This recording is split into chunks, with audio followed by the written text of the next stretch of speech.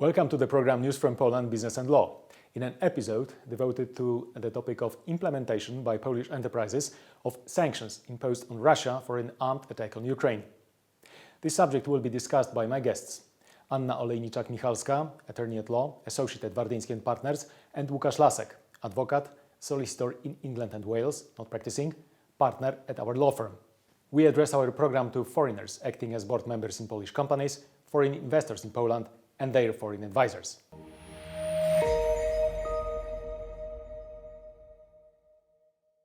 As a member of the UN and the EU, Poland is obliged to comply with sanctions adopted under those two regimes. Poland has currently no domestic sanctions scheme in place, but it is likely to change soon. EU sanctions apply only within the EU jurisdiction. The obligations they impose are therefore binding on EU nationals or persons located in the EU or doing business here. Subsidiaries of EU companies incorporated in non-EU countries, for example Russia, are bound by the host country's laws. Nevertheless, EU nationals working for that subsidiary are personally bound by EU sanctions and can be held liable for participating in transactions which breach EU sanctions. From the EU perspective, EU businesses are under no legal duty to comply with any other sanction regime. In practice, however, those businesses might have a connection with those jurisdictions and therefore might be compelled to comply with foreign sanctions. Some foreign sanction regimes claim that their application is extraterritorial and should therefore be applied by foreign entities with no ties to jurisdiction in question. This is the case with so-called US secondary sanctions. Non-compliance with secondary sanctions can be penalized, for example, by imposing a fine and enforcing it against assets located in the jurisdiction, or by placing the non-compliant entity on a sanctions list.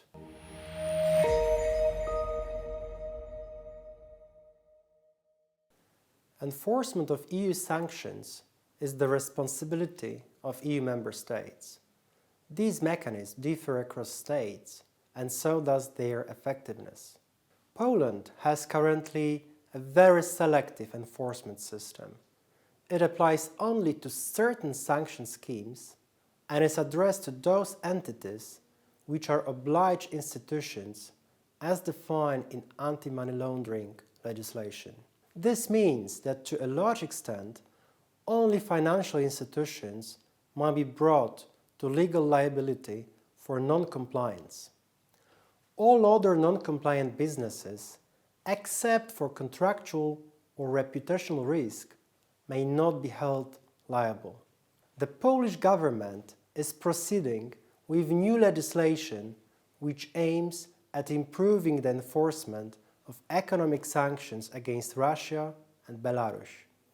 The law provides penalties for non-compliance, administrative fine up to equivalent of 4.3 million euro and criminal liability.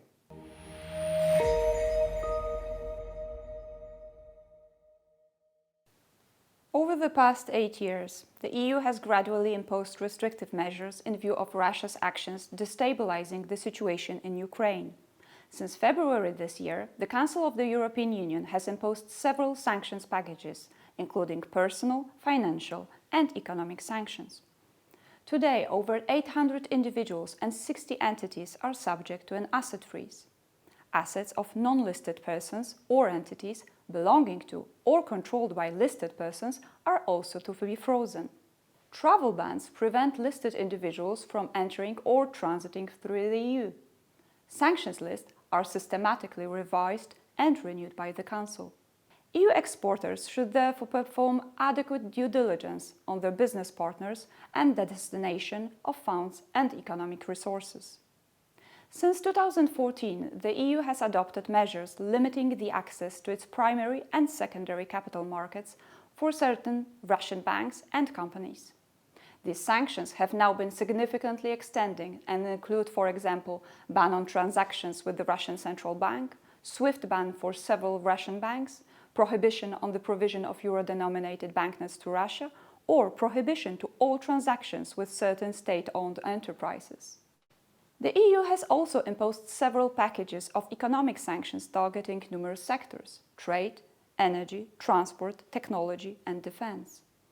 Sanctions include restrictions on export of arms and dual-use goods, as well as goods and technologies which might contribute to Russia's military or technological enhancement. All refining, aviation and space industries are also affected. Any new investment in the energy industry is also prohibited. The EU also imposed further trade restrictions concerning import of iron and steel, as well as export of luxury goods. Sanctions regulations adopted in the past month build on and expand the EU restrictive measures adopted in 2014. Unless amended otherwise, the existing provisions of the original sanction regulation remain in force and continue to apply. The new provisions foresee very limited exemptions and derogations in certain defined situations that must be assessed on a case-by-case basis. Exemptions cover, for example, humanitarian needs, medical uses, software updates, or items for personal use. Please remember that exemptions are subject to additional formal requirements, such as declaration to custom authorities. By way of derogation, relevant national authorities, in Poland the Minister for Development, may authorize export in case of pre-existing or ancillary contracts. Until such authorization is granted, trade may not proceed.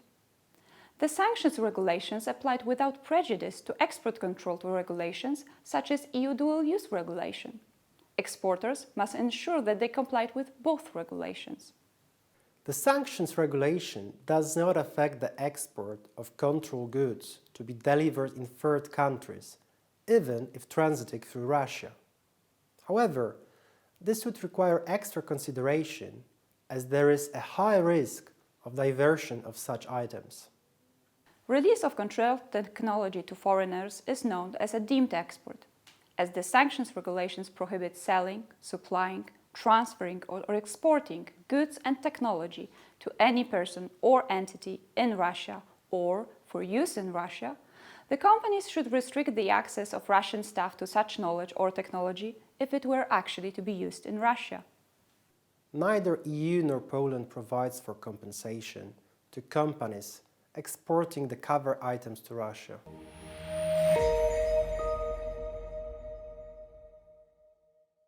Transnational transactions require a compliance check with different sanctions regimes. The obligation to screen customers and business partners is not limited to new business associates, but is an ongoing responsibility to ensure that sanctions are not circumvented. In case of accidental breach of sanctions, it will be important to demonstrate due diligence in the implementation of compliance programs. There is no universal mode of due diligence. Each operator must develop, implement, and update its sanctions compliance program that reflects its individual business model and related risk assessment. The sanction system is evolving. New names are being added as we speak, and member states are improving the enforcement mechanism, as does Poland. The sanction system will become more complex, penalties for non-compliance will be harsher, and society will be more active in public shaming and organizing boycotts of those who don't comply. Given the current economic and political environment, both global and domestic, it is critical that businesses maintain a strong sanctions compliance program. Thank you for your attention. See you soon.